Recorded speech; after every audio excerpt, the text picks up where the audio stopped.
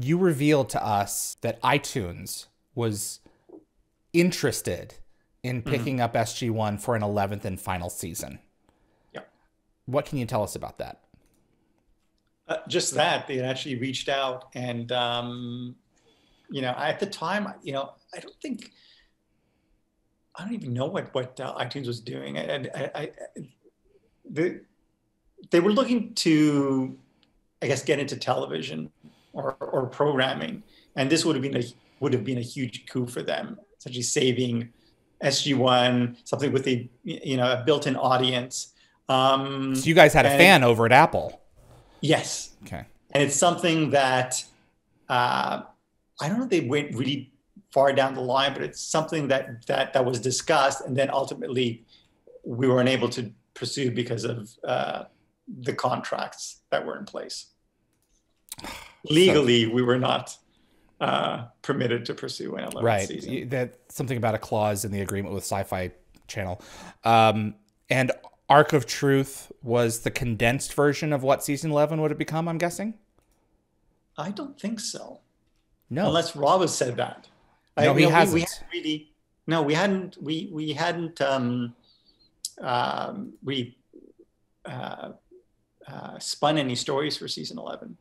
Okay. So, to be honest with you, the way it usually works is once we finish shooting one season, then we gather the writer's room and spin for a couple of months, come up with story ideas, and then go off and write. So we found out about the SG-1 cancellation well before we finished spinning for season 10, which is why SG-1, out of the 3 Stargate shows, SG-1 is the only one with a series finale. It was actually written as a series finale, even though I keep saying that Atlantis and SGU, Stargate Universe, work as season finales. For SG-1 was the only one that was intended to be written. Yes. Isn't that interesting? Okay, and the only one that was guaranteed for pretty much guaranteed for movies at that point, right? As well.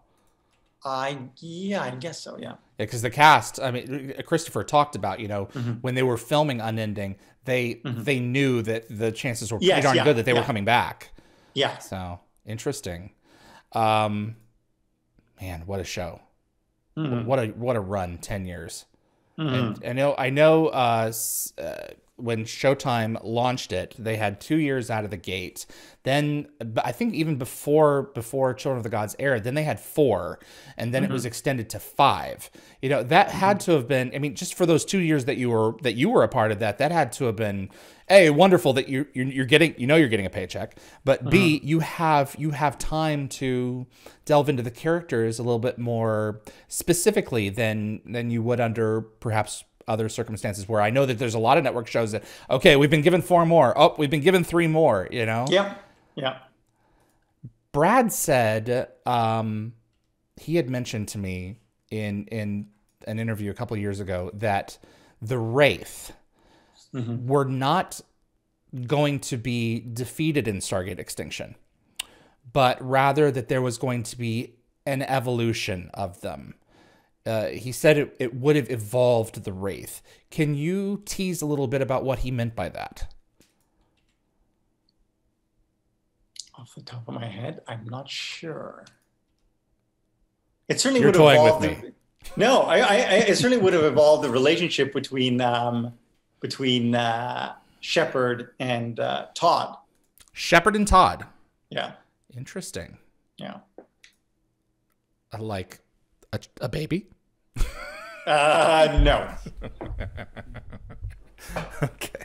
Who knows though? Come on, you got to give me a little nugget more. Just a little one beyond that. Come on, Joe.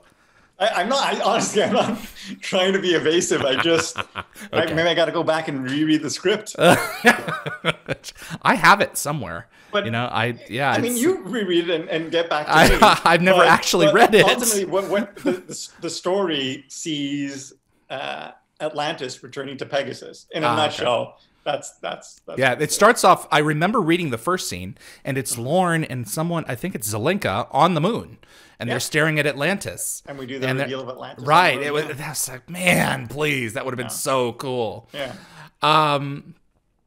I still have hope, especially if we are going to be moving forward with a fourth series, that there is going to be some kind of resolution there. There has to be, even if it positive, is. Yes. Yeah, absolutely. Even if it's just, I mean, I would appreciate a little bit more than passing dialogue, but we're going to get what we can, and so it's like with SGU. We saw Picardo and we saw Hewlett.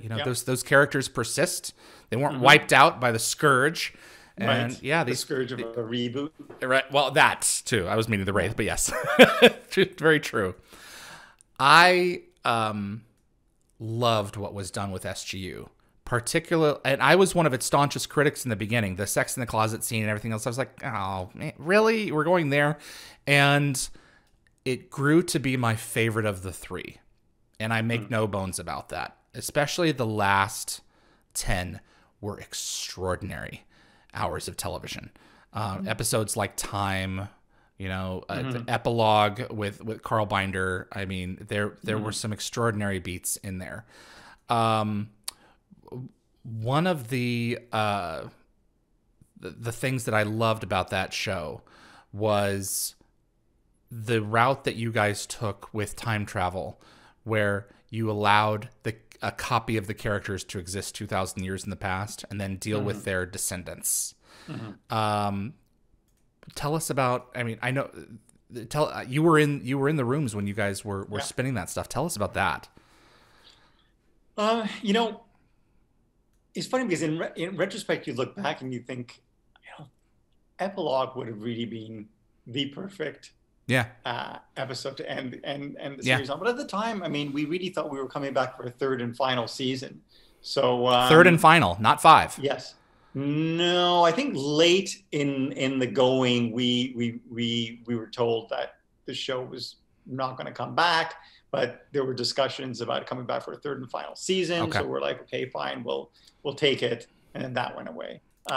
Yeah. So like I said, the finale was already not intended to be a finale, but we were in the editing room, and Paul had the idea of book ending with the same montage that we started in air with the ship opening up and going through the levels and everything. Instead, her going to sleep. Yeah, basically, essentially, we just roll it backwards and then just that final shot of Destiny jumping into FCL and leaving us behind, I find so powerful. Thank you for watching this clip from Dial the Gate. If you enjoyed the video, please consider giving us a thumbs up with that like button. It will encourage the algorithm to show this to other Stargate fans. Also, please consider sending this to a fellow Stargate friend. I also want to invite you to subscribe to future episodes right here on YouTube. We are a live show, so changes are likely to happen all the time. And if you plan on joining us live, you'll want to be the first to know. Be sure to visit dialthegate.com for the complete guest schedule so you'll know when to join us and ask your very own questions to our guests. See you on the other side.